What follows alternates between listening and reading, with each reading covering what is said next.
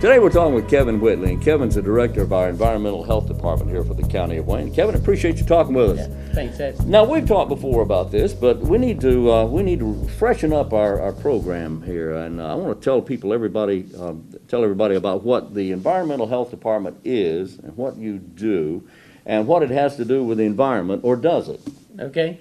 Well, with environmental health, we have two main sections. You have the on-site water protection section, which deals with septic systems and private water supply wells. All right. Then the food and lodging section, which deals with any food handling establishments, daycares, meat markets. Then we also, which includes pools, tattoo parlors. You know, we cover a little bit of everything. Swimming pools, tattoo parlors, meat markets, restaurants, Daycares. daycare centers. Yes, sir. Then plus wells and septic system. Wow, you inspect all these places. Yes, sir. Now, what Yes, do you? Okay, let's take for instance restaurants. Yes, sir. And you're the department that's responsible for putting up the health grade A, grade B, and all Yes, that, sir. right? Yes, sir. All right. What are you looking for when you go into these restaurants to grade them like that? Okay, well, the main items that we look for, or critical items, are food temperatures, because the general saying is hot food's hot, cold food's cold. So we try to make sure that they're maintaining their hot foods above 135 degrees Okay. and below 45 or 41 degrees. Because in between, below 135 and above 45 degrees, you can have bacteria growth. And so if we can stay out of that danger zone, then the food will be safe to consume. And so, like I say, food temps, number one. Then we go in and check to make sure that their coolers and freezers are working properly. Hand washing sinks are supplied and readily accessible. We also look at their food processes while we're in there. And like I say, those are the main items that we check when we go in. Now, do you let them know you're coming, or do you just kind of show up? No, sir, everything's unannounced. So we get a snapshot, and it's an accurate depiction of what their processes are and how the restaurant's functioning. They just don't know you're coming. You just show up and you say, "I'm the inspector. We're here to inspect." Yes, sir. Yes, sir. All right. Now, what do you ever run into a little pushback on that? Do people say, "Well, I can't do this today. You're going to have to wait"? Very rarely. Yeah. Very rarely. I like They to say expect it. that is right. That's right. They expect this to happen, to be inspected. Yes, sir. How do we do rating wise here in Wayne County? Are we fair, good? Yeah, like I say, the vast majority of restaurants do a very good job. Okay. And like I say, you have each quarter, I think, I just gave a presentation to the Board of Health, and only 5 restaurants received a B out of all the ones we inspected. Oh, really? Yes, sir. Yes, sir. Only 5? Yes, sir. And everybody else was an A? Yeah, like I say, at 90 or above. 90 or above is an Yeah. A. Yes, sir. All right, well, that's pretty good. Yes, sir. That is pretty good for that few, because we do have a lot of restaurants here. Yes, sir. We do. Good restaurants, too, I might add. Yes, sir. I try to frequent them. Yes, sir. Yeah. But only 5 getting a B. So anybody who does get a rating that they're not happy with, they have an opportunity to retest, reinspect. Yes, sir. But they can, like I say, if they receive a B or a C, within, they can call and request a regrade, and within 15 calendar days, we'll be back into their facility. There again, it's an unannounced inspection. So it could be the very next day, or it could be 14 days later. So, Okay. and then we'll give them another shot at it. All right, excellent. Now, let's move on to daycare centers. And we have a lot of daycare centers and nurseries here in the Wayne County area. What is there a daycare center? I'm not sure I understand all the licensing and everything that's involved with that. But is there a difference? Is there a point at which a daycare center has to have a certain license for a certain number of children, or can it go below? You can have in-home daycares, and I'm not exactly sure on the figure, but I think it's 8 children or less. You can have what they call an in-home daycare center, at which we do not inspect. You do not inspect those. And we do not license the daycare facilities, but we inspect them. That, like I say, so when we inspect them, we send our inspection forms to the state, and then they handle it from there. But like say, main thing when it comes into daycares, we look at, general cleanliness. If they do any food prep, we obviously inspect the kitchen. But, if there's small children there, we make sure that they're disinfecting the diaper changing area correctly, and they've got all the material and everything set up. Plus, as far as like the pads, each individual child is assigned a sleeping pad, and they have to be separated and folded in a certain way so that you don't have them coming into contact with each other. Right. But there's other things yeah. as well. Yeah, I can see that. Yeah, it's a whole different book, isn't it? Yes, That's sir. entirely. Yes, sir. Different rules and everything. Yes, sir. Are they graded A, B, C, and such? How are they graded? No, they just have a demerit. They say, okay, you've got so many demerits, and then we go from there. Okay. And how often do you inspect the child care centers? Twice a year. Twice a year. And again, they do not know you're coming, is that right? That is correct. That's unannounced Yes, sir. altogether. Yes, sir. Okay, we have the restaurants, we have meat markets. What's the difference between a meat market and a restaurant? Well, with a meat market, obviously they're not doing any food prep. There's no Right. cooking, so all we're looking at is cold holding. We go in and check to make sure they've got their sanitizer. We look at all the saws and things that they have in there to make sure that they're cleaning them properly, and you don't see any buildup of old meat or anything inside the coverings. We check to make sure that they're, the little plastic trays that they put their meat and they package them on. We make sure that those are stored correctly, and then just check the general cleanliness in the meat market area. Meat contaminates pretty quickly. Bacteria builds up on meat pretty quickly, doesn't it? How long can you keep meat out on the shelf before it becomes dangerous? Well, with the food code, they say if you're keeping the meat below 45 degrees, it's safe to keep it for, now this is cooked foods. Now, like I say, I'm not sure about Okay. raw. All I'm right. just telling you about Cooked foods. Cooked foods is 5 days. If it's below 41 degrees, it's good for 7 days. Okay. And then after that, Throw it needs out. to be thrown out. Okay. Yeah. Okay, 41 degrees is a good point Yep. to keep cooked meats. Yes, sir. And after 7 days, get rid of it. Yes, sir. Yes, sir. Okay. Is that just all meat? That's beef and pork and Yes, sir. Any- Like I say, if, any kind of meat? yeah, yes, sir. As Okay. far as, especially if it's what we refer to as ready to eat Right, foods. okay. After you store that long, you need to get rid of it. If your refrigerator is holding at 41 degrees. Okay, all right. But the colder you go, the better it is.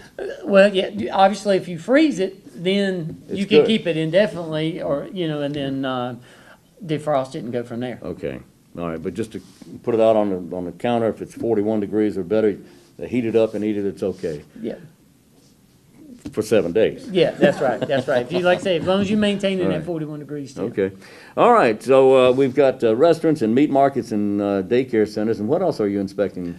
Like I said, we do all the public swimming pools, not Swimming private pools. pools, but public pools. Public pools, yeah. And like I say, we'll go and inspect them at the beginning of the summer. Mm-hmm. And, So what are you looking for at the public pools? well, we mainly check to make sure they got all the safety equipment, like the shepherd's hook, the ring buoys, and things like that to help in case somebody did start to have some problems as far as drowning or anything in the pool, that the lifeguard would be able to have the equipment there.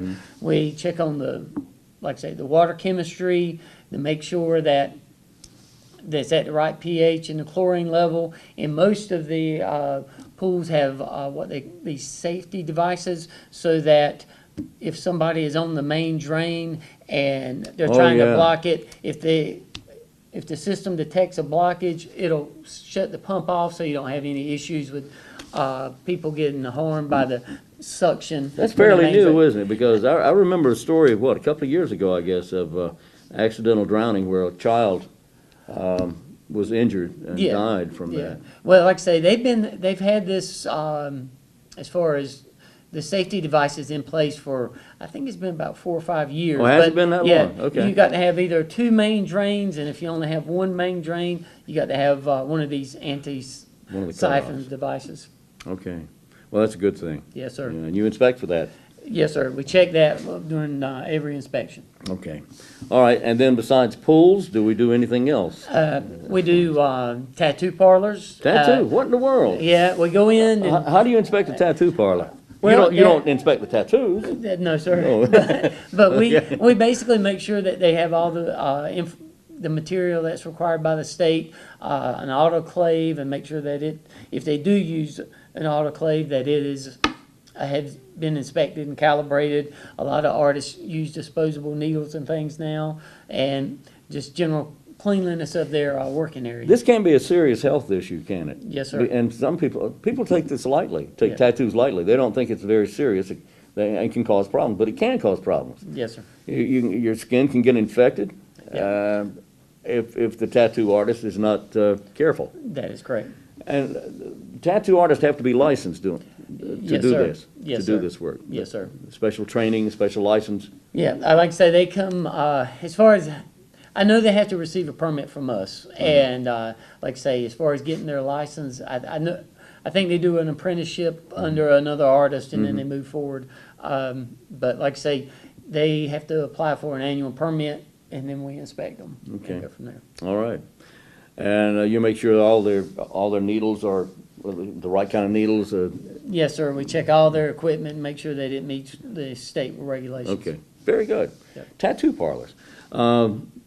So what else? Tattoo parlors, pools? Okay, the next major area would be like on-site water protection, which would include septic systems. So before somebody wants to build on a piece of property, Yeah. they come and apply, we go out, evaluate the soil, we determine the soil texture, where the water table is, and then we determine what they call the long-term acceptance rate, meaning how much water the ground can absorb, and then we size the septic system appropriately based on the soil. And then once we issue that permit, then they can move forward and get their building permit and start construction and things like that. That's before anything is ever done That's to the it. property. You go out and inspect the soil Yes, sir. to make sure that it will perk properly, to make sure that the sewer, Yes, sir. And then septic tank and everything. and then after the property is developed and the septic system's installed, we go back out and